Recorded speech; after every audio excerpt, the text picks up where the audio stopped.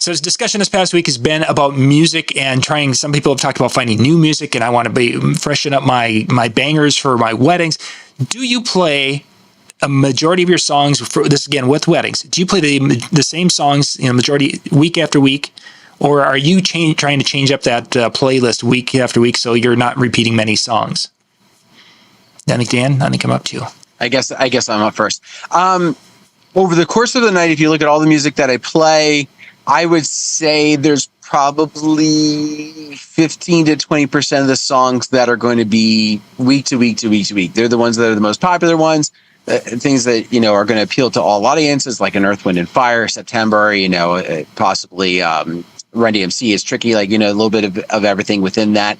And there are also songs that I know most often they're going to work. And I also use them to gauge how the audience is going to respond, because they're songs that I'm not taking a real big risk. So if they don't work, I can immediately kind of check that off as like, oh yeah, they're not even going there tonight. Right. So that's where those are the ones that I'm going to repeat. Beyond that, I start picking and choosing where they're going to apply or where they're going to, what they respond to, and then going in a lot of different directions after that. So earlier on, I guess it's more when those type of things hit. And again, overall, 15 to 20% of the songs I play fit into that category. Cubbie. I don't play the same songs at every wedding. Like Dan, there's always some that always just work. They're just fantastic. But I think that'd be boring playing the same songs in the same order every single wedding. I'd get bored out of my skull. So yeah, I like to change things up, try new things. Love Dave Landers, Digital Dave, and if you guys can watch him, he talks about taking that chance, roll the dice, try a song. If it doesn't work, you can roll out the first chorus, But yeah, I think it'd be extremely boring playing the same songs, same wedding every week. Dan threw out a percentage. What do you think your percent is of songs that are repeated? Not maybe in the same flow, but the song will be played last week and it will be sometime during the night tonight type of thing. Well, Dan, what was your percentage again? I went 15 to 20. I mean, if I did the numbers, it might be higher, but that's ballpark what I'm thinking. 14 to 19% is what I'd say. I'm going to go over that number highly, just because going from week to week, playlist to playlist, I would say I'm north of 75% of the same songs are played week after week, just because every playlist is going to have the Cupid Shuffle on it. It seems that's there.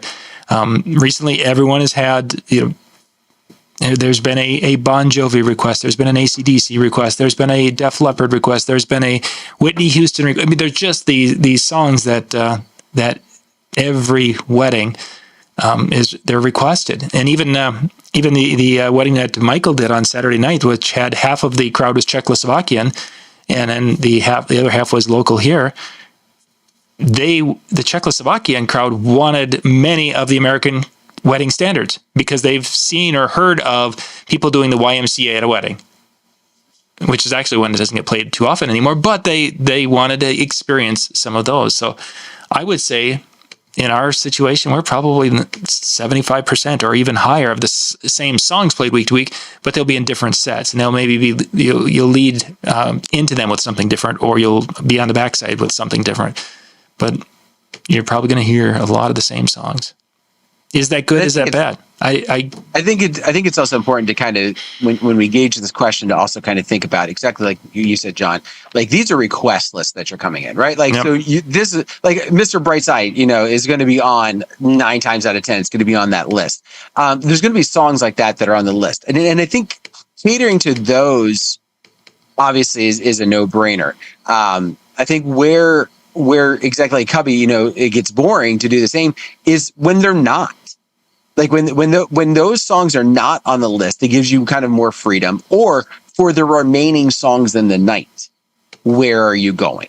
And what are you kind of using to frame that mind and giving yourself a chance to kind of go different, even for a song or two, to just kind of see where they go and how they respond. Exactly as Rocky says, you kind of know your audience, know that age range that you're dealing with.